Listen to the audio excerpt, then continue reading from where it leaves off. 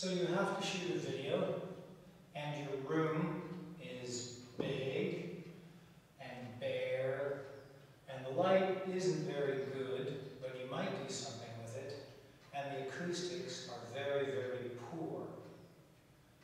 So the first thing you do is find a new room.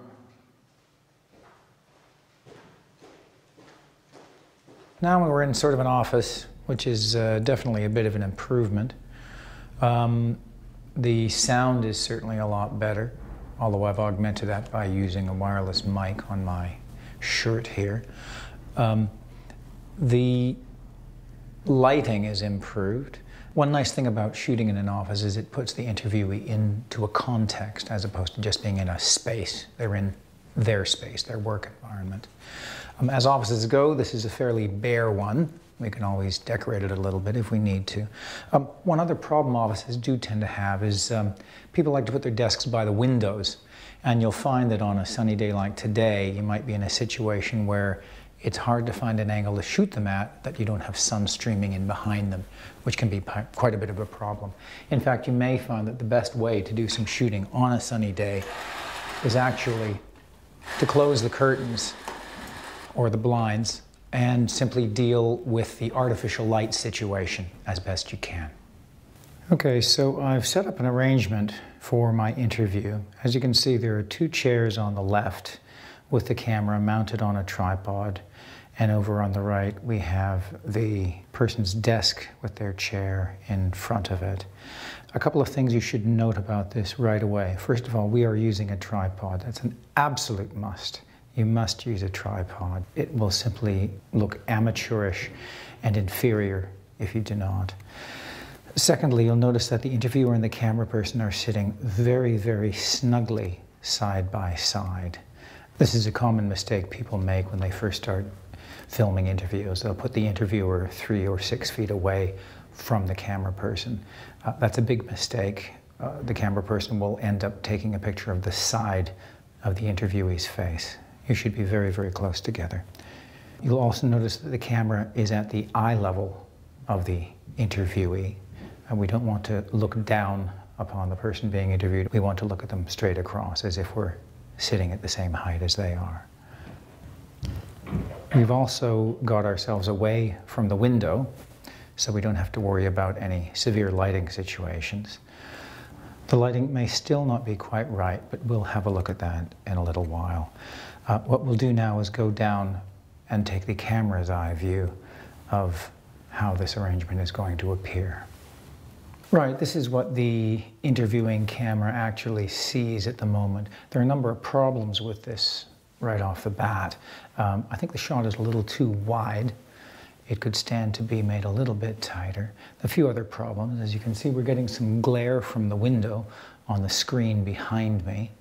In addition, the desk looks a bit sort of messy. We're getting a great big piece of channeling here and not much else really. So I think the thing could easily be reframed, made a bit tighter, and something done about the glare. So we'll take a look at that and see how that improves the situation.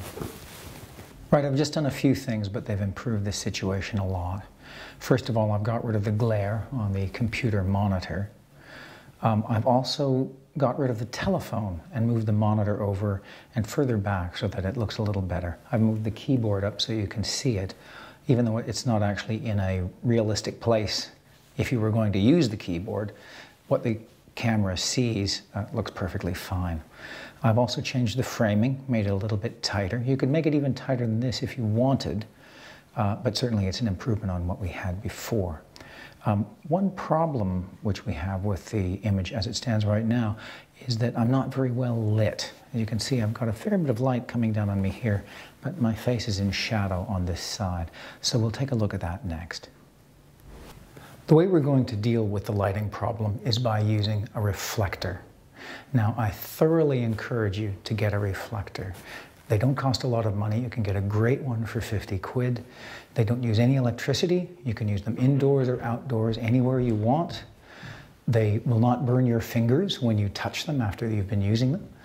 And they give you really, really, really good results. Now, in this situation, I was sitting here and I found that my face was very dark on this side. Well, I've got some light coming from overhead as well as from the window. So I'm going to put a reflector here to reflect some of that light up onto my face here to fill it out. First, I shall get one that I prepared earlier. And by putting it around here, you'll see that my mobile phone goes off. Right, now that I've dealt with that, I will of course insist that I did that on purpose so that you'd learn how important it is to switch your mobile phones off when you're shooting a video. Now that my mobile phone is in fact switched off, we can go back to the reflector. As you can see, it's reflecting light up onto this side of my face now. It looks a bit awkward, you know, it's a bit clumsy here, but that doesn't really matter because that's not going to be in the shot. So let's take a look and see how that's changed the image that the camera records. Well, hopefully you can see that this reflector is adding a lot of light to this side of my face. Also, it should be bringing my eyes out a little more, which is something you'd always like to do when you're lighting a subject for video. In addition, you might or might not notice that I've taken a tissue and wiped the side of my head to get rid of some of the shine. Don't forget to actually look at the subject you're videoing. Make sure that, you know, the shirt is straight and the hair is the way they might want it to be. Those little things end up making quite a difference in the finished product. Now all that remains is to bring in the rest of the crew and let you see the setup as it is used in practice. So there we have it.